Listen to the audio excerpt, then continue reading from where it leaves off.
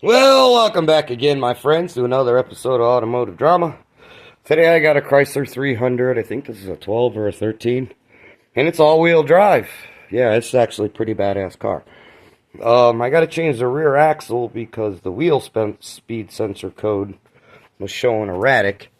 And this is the wheel speed reluctor, so be very careful when you're reinstalling this axle. And yes, you are seeing the easiest way to put this axle in.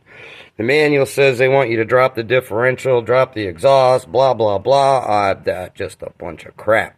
Pull the spindle, she comes right out, as you can see. And literally, you just pull that axle. Just give it a couple of tugs, it'll come right out.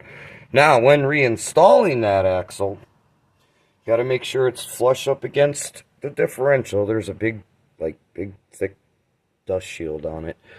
But when you're putting it in, there's a clip on that goes into the differential. There's a retaining clip. Make sure you have the upside of that clip pointing up.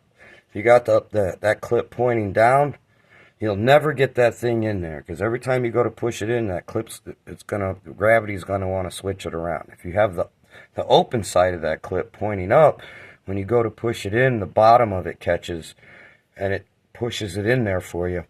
Now when you get it in there, you're going to feel it kind of lock, and you're going to have to give it a couple little taps make sure you put the nut on here and you give it a couple little taps with the hammer, and it'll slide right in. You got to pull this control arm bolt, this control arm bolt, the lower control arm bolt, the radius arm, I think they call that. You got to pull off the e-brake cable, which is kind of simple.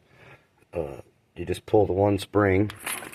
Let me bring this over here so I can show you. You pull the one spring here, and then this lever comes out right here. And when it goes back in, it just hooks. There's a little hook right there. See that little hook right there? It's kind of hard to see, but it just goes in just like that. And then it slips back down in there, and you're locked in. See what I'm saying? That's how it goes back in. Then you put the spring back on.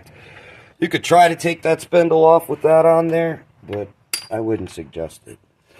And you got to take the sway bar bolt off, and the rear, I think they call that a lateral arm. I'm not sure. They got all kinds of stupid, funny names for it. But anyways, that's the easiest way to do it. Of course, you got to pull the brake, the caliper and the bracket and the rotor, blah blah blah. But if you pull all that off, it's real easy to get that axle out of there. If not, you can do it the way the manual says, and good luck with that. But anyways, thanks again for tuning in. Like always, likes are nice, subscribes are better. Questions, comments, feel free.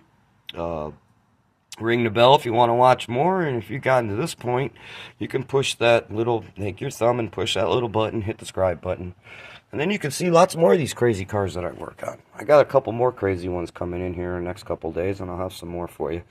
But anyways, like always, thanks again for tuning in, and have a good night, my friends.